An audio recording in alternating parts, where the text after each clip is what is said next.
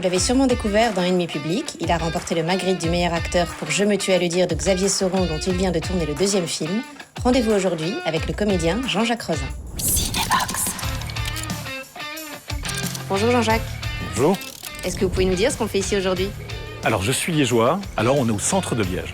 Et je vous emmène à la Petite Épicerie, un restaurant qui me tient beaucoup à cœur parce que c'est le restaurant de mon cousin. Alors j'y travaille des scénarios ou des textes pour des castings et souvent j'y bois des bières. Est-ce que vous vous souvenez du premier film que vous ayez vu? Rox et Rookie, l'amitié impossible entre un chien de chasse et un petit renard.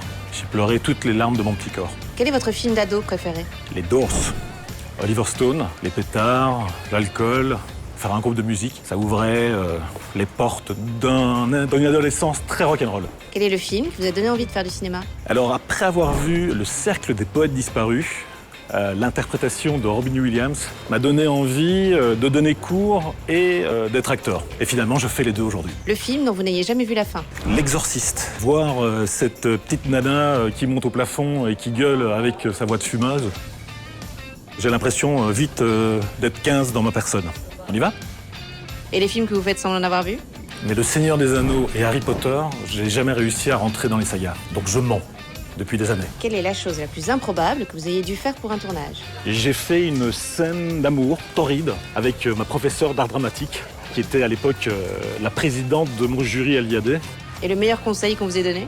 Alors c'est peut-être pas le meilleur, mais c'est celui de ma mère. Ne le fais pas. Quel est votre dernier film? Chienne de vie, le 2e long métrage de Xavier Sauron.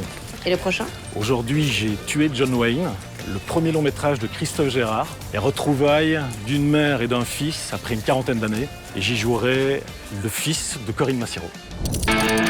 Cinébox.